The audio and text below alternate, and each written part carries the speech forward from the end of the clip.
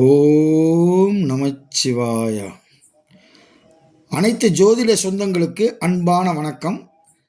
அதாவது நம்ம வீடியோவை நிறைய பார்க்குறீங்க, ஆனால் லைக் பண்ண மாட்டேங்கிறீங்க, ஷேர் பண்ண மாட்டேங்கிறீங்க, சப்ஸ்கிரைபர் பண்ண மாட்டேங்கிறீங்க. நம்ம வீடியோவை தேடி தேடி கண்டுபிடிச்சி அது பார்க்கக்கூடிய வியூவர்ஸுக்கு அது ரொம்ப யூஸ்ஃபுல்லாக இருக்கணும் அப்படின்னு சொல்லி நிறைய உழைக்கிறோம்.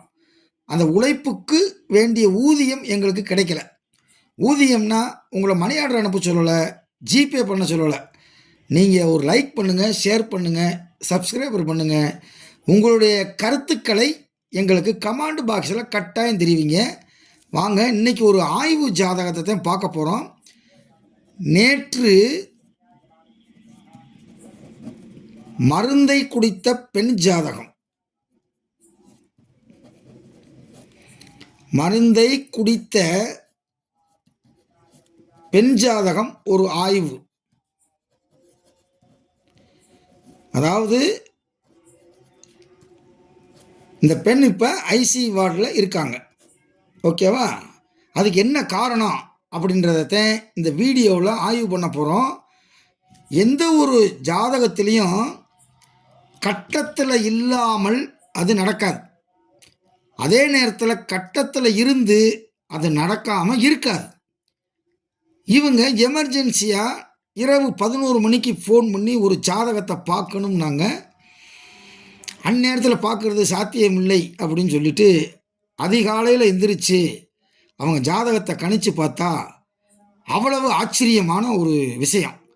அதைத்தான் உங்களுக்கு இந்த வீடியோவில் நிறையா பாயிண்ட் சொல்ல போகிறேன். கிட்டத்தட்ட ஒரு மணி நேரத்தில் கணிச்சதில் 17 பாயிண்ட்டை நான் எடுத்தேன். அதை உங்களுக்கு சொன்னால் புரியும் அப்படின்றதுக்காக இந்த வீடியோவை போடுறோம். ஓகேவா? ரைட், வாங்க. இவங்க பிறந்த தேதி டயத்தை நம்ம சொல்லிடுவோம். 16/7/1995 காலை 9:32 AM திருச்சியில் பிறந்த பெண் ஜாதகம். ஓகேவா? ஏன் இந்த புள்ளி விவரத்தை நான் கொடுக்குறேன் அப்படின்னா, நீங்கள் சாஃப்ட்வேரில் கூட போட்டு செக் பண்ணிக்கோங்க. இந்த கட்டம், இந்த நவாம்ச கட்டம் இதெல்லாம் வரும் பாருங்க. சிம்ம லக்கணம், கும்ப ராசி. லக்கணத்தில் லக்கணாதிபதி சூரியன் 11 இருக்கிறார். 2ஆம் இடத்தில் செவ்வாய், 3ஆம் இடத்தில் ராகு, 4ஆம் இடத்தில் வக்கரம் பெற்ற குரு, 5இல் மாந்தி, 7இல் தேய்விரை சந்திரன், 8ஆம் இடத்தில் சனி வக்கரம், 9இல் கேது, 10இல் ஒன்றுமில்லை, 11இல் சூரியன் சுக்கிரன் புதன். ரைட், இதுதான் ராசி கட்டம். நவாம்ச கட்டம் இருக்குது. நான் இதெல்லாம் சொன்னோம்னா நேரம் அதிகமாக ஆகிக்கிட்டு இருக்கோம். அதனால் அவங்களுக்கு நீங்கள் பார்த்து குறிச்சிக்குங்க. இவங்க பிறந்தபோது ராகு திசையில் பிறந்திருக்காங்க. ராகு திசை 0 ஆண்டு 3 மாதம் 14 நாட்கள் இருக்கும்போது பிறந்திருக்கிறார்கள். 30/10/1995 வரை இவங்களுக்கு ராகு திசை நடந்துச்சு. அதுக்கப்புறம் குரு திசை நடந்து முடிஞ்சிருச்சு. இப்போ நடக்கக்கூடிய திசை சனி திசையில் ராகு புத்தி. இது 12/6/2025 ஆரம்பித்து 18/4/2028 வரைக்கும் இவங்களுக்கு சனி திசையில் ராகு புத்தி நடந்து கொண்டு இருக்கிறது. ஓகேவா? ரைட், வாங்க. ஒரு ஜாதகத்தில் நான் ஏற்கனவே பல முறை சொல்லியிருக்கேன். ஆய்வு செய்கிறப்ப நான் கண்டுபிடிச்ச கருத்துக்களை மட்டும் உங்களுக்கு நான் சொல்கிறேன். ஃபஸ்ட்டு பாயிண்ட்டு நான் இவங்களுக்கு என்ன சொன்னேன் அப்படின்னா, இந்த பெண் காதல் திருமணம் செய்திருக்க வேண்டும் என்று நான் சொன்னேன். ஆமையா, நீங்கள் சொன்ன மாதிரியே காதல் திருமணம் தான். ரைட், நீங்கள் சொன்னது ரைட்டுன்ட்டாங்க.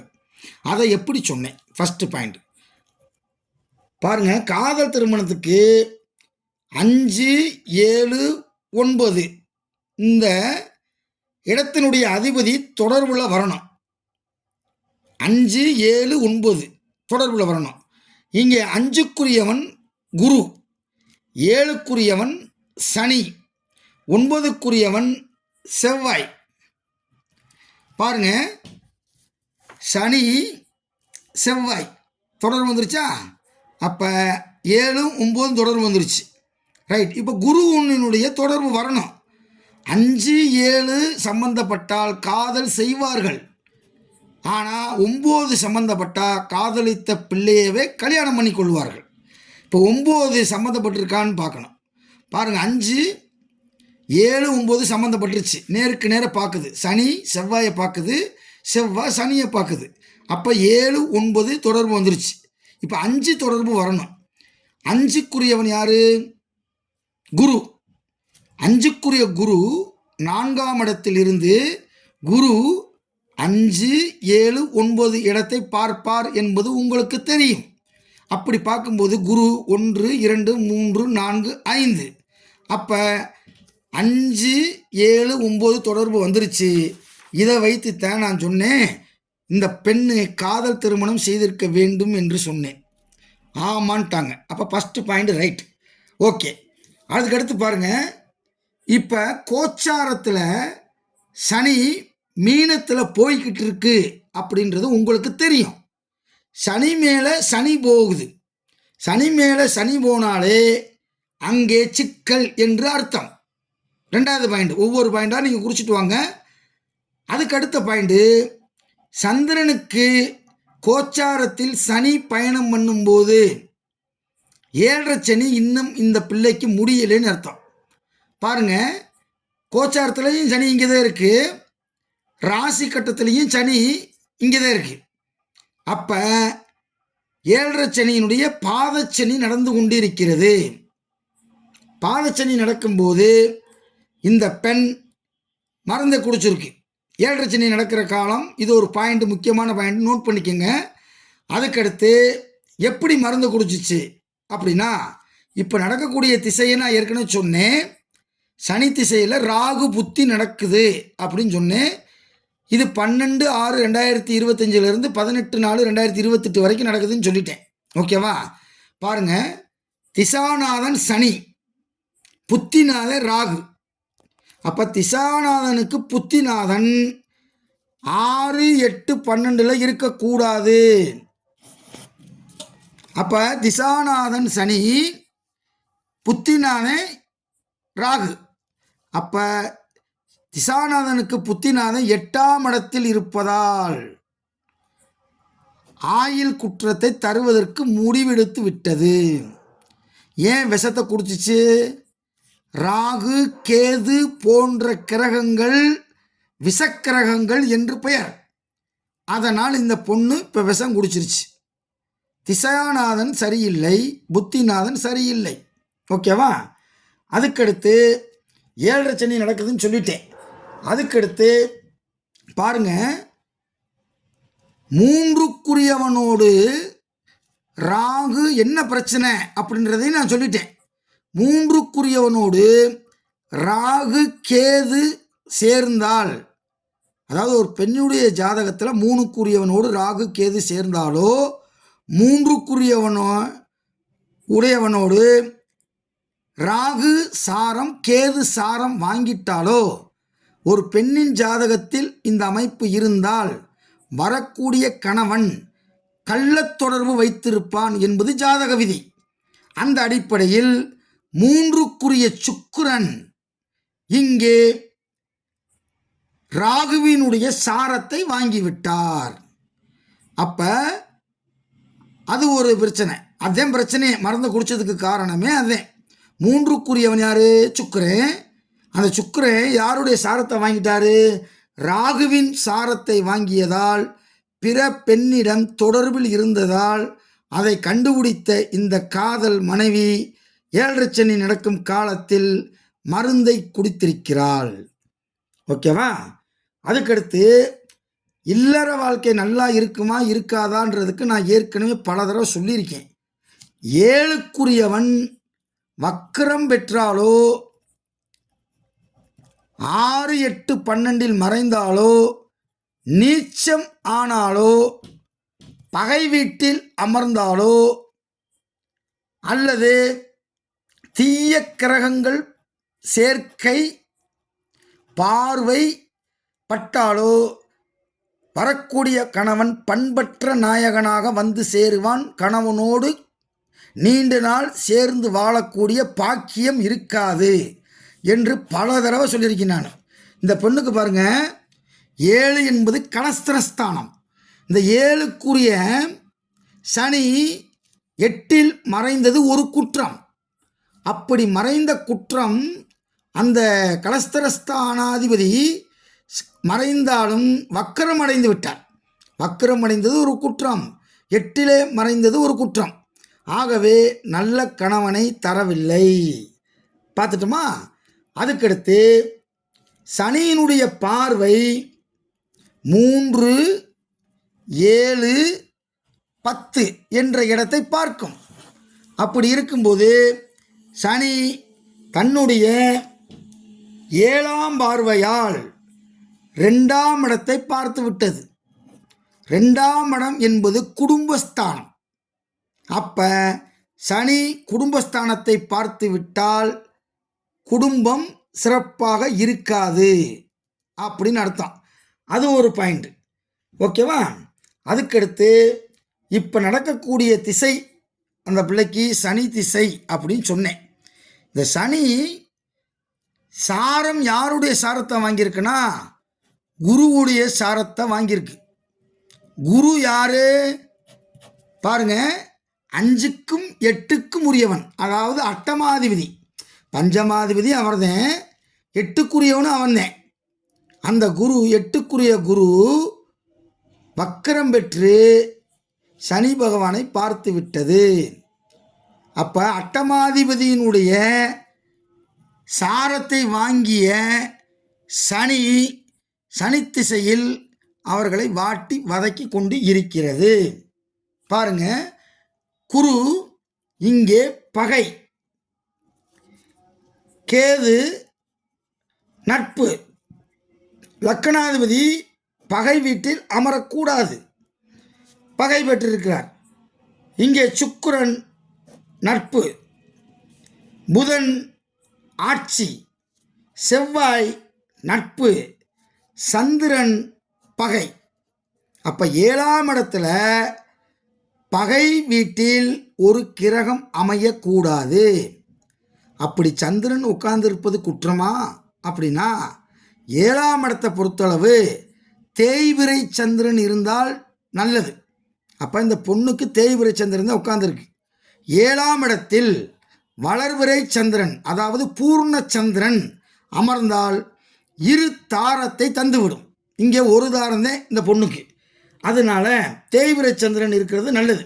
அதுக்கடுத்து சனி 7க்குரியவனாக வந்து 6, 8, 12இல் மறைந்தால் அவன் விதவையை திருமணம் செய்து கொள்வான் அப்படின்னு ஜோதிட களஞ்சியம் என்ற ஒரு புத்தகத்திலே ஒரு குறிப்பு இருக்கிறது. 7க்குரியவன் சனியாக வந்து அந்த சனி 6, 8, 12இல் மறையக்கூடாது. மறைஞ்சால் விதவையோடு தொடர்பு கிடைக்கும் அப்படின்னு ஒரு அர்த்தம். அப்போ ஏற்கனவே மனைவியை இழந்த கணவனோடு இந்த பெண்ணுக்கு ஒரு தொடர்பு இருக்கலாம் அப்படின்னு அர்த்தம். 7க்குரியவன் பாவராகி 6, 8, 12இல் மறைந்து எத்தனை கோள்கள் பார்க்கிறதோ அத்தனை தாரம் அமையும் என்பது ஜாதக விதி. பாருங்க, 7க்குரியவன் சனி 8இல் வக்கரம் பெற்று மறைந்து விட்டான். அப்போ அந்த சனியை யார் யார் பார்க்குறா? செவ்வாய் பார்க்குது, அட்டமாதிபதி என்று சொல்லக்கூடிய குரு பார்க்குது. அப்போ 2 தீய கிரகங்கள் பார்க்குது. அப்போ 2 தாரத்துக்கு மேலே கொடுத்து விடும் அப்படின்னு அர்த்தம். ஓகேவா? இந்த பாட்டு பாருங்க, அழகா இந்த அட்டமத்தில்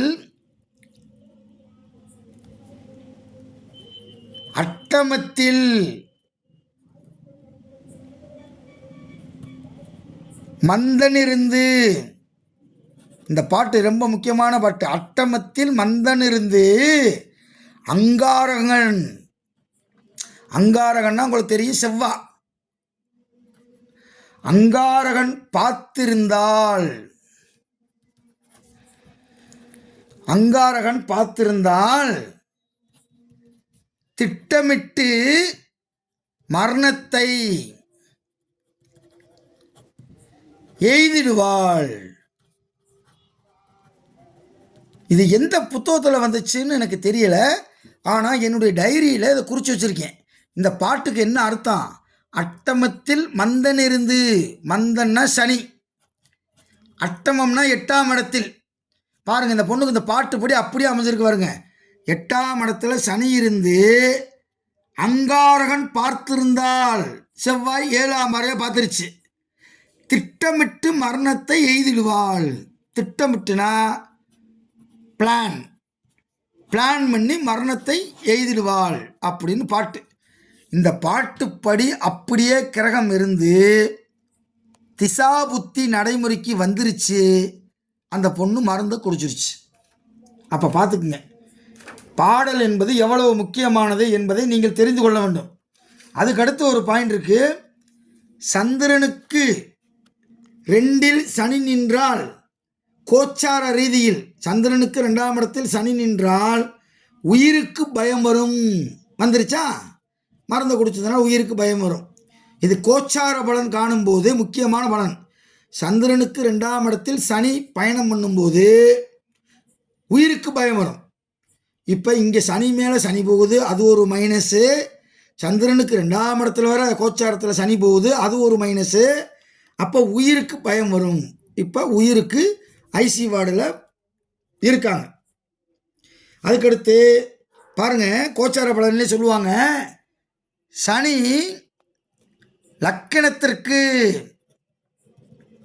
1, 2, 4, 7, 10, 8 இருந்தால், அதாவது கோச்சாரத்தில் இருந்தால் அளவிட முடியாத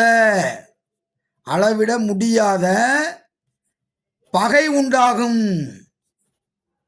பகை உண்டாகும்னா என்னது? பகைனா எதிரி. அப்போ கணவனே இப்போது எதிரியாக மாறிவிட்டான். இது கோச்சாரத்தில் உள்ள பலன். சனி லக்கணத்துக்கு 2, 4, 7, 10, 8 வந்துச்சுன்னா, லக்கணத்திலிருந்து கோச்சாரத்தில் இந்த இடங்கள்லாம் வந்தால் அளவிட முடியாத பகை வரும். அப்போ கோச்சார பலனும் ஒத்து வருது. ஆகவே பகை வரும், சூனியம் உண்டாகும் என்று கூறுன்றான். சூனியம்னா எந்த ஒரு டெவலப்மெண்ட்டும் இருக்காதரான்றான். அப்போ கோச்சார பலன் படியும் இவர்களுக்கு சரியில்லை. திசா புத்தியின் படியும் சனி திசைநாதன், ராகு புத்திநாதன்.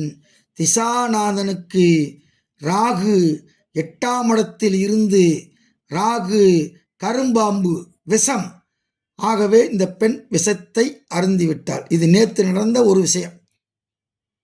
அப்போ பாடல் படி கிரகம் அமைந்திருக்கிறது. அந்த பாடல் என்ன சொல்லியிருக்கோ அதன்படி நடந்து விட்டது. ஓகேவா? இந்த வீடியோ பிடிச்சிச்சின்னா நீங்கள் பார்த்துட்டு அப்படி போகாதீங்க. தயவுசெய்து லைக் பண்ணுங்கள், ஷேர் பண்ணுங்கள், சப்ஸ்கிரைப் பண்ணுங்கள்.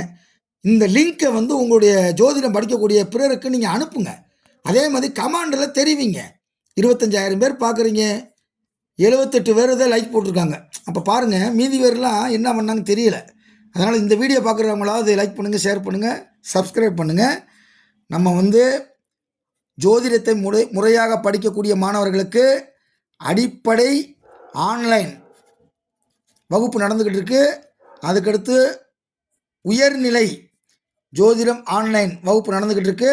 அதுக்கப்புறம் 100 கேள்விகளுக்கு விடை எப்படி கண்டுபிடிப்பது அப்படின்னு ஒரு சிறப்பு வகுப்பு. அது என்ன 100 கேள்வி? ஒரு ஜோசியர்கிட்ட கேட்குறாங்கன்னா 10 கேள்வி 15 கேள்வி கேட்பாங்க அதிகபட்சம். ஆனால் 100 கேள்விக்கு ஒரு ஜோசியருக்கு விடை கண்டுபிடிக்க தெரிஞ்சுன்னா அவர் மிகப்பெரிய ஒரு ஜோதிடராக மாறிடுவார். எப்படி கேள்வி கேட்டாலும் சொல்ல தெரியணும். அந்த பயிற்சியை கொடுக்குறோம். உங்களுக்கு விருப்பமானவங்க நீங்கள் தொடர்பு கொள்ள வேண்டிய தொலைபேசி எண் இதுதான். ஏதாவது ஜோதிடம் பார்க்கணும் அப்படின்னு விருப்பமானவங்களும் இந்த நம்பருக்கு தொடர்பு கொண்டு உங்களுடைய ஜோதிடத்தை, எதிர்கால பலன்களை நீங்கள் தெளிவாக துல்லியமாக அறிந்து கொள்ளுங்கள் என்று சொல்லி வாய்ப்புக்கு நன்றி கூறி விடைபெறுகிறேன். ஓம் நமச்சிவாய.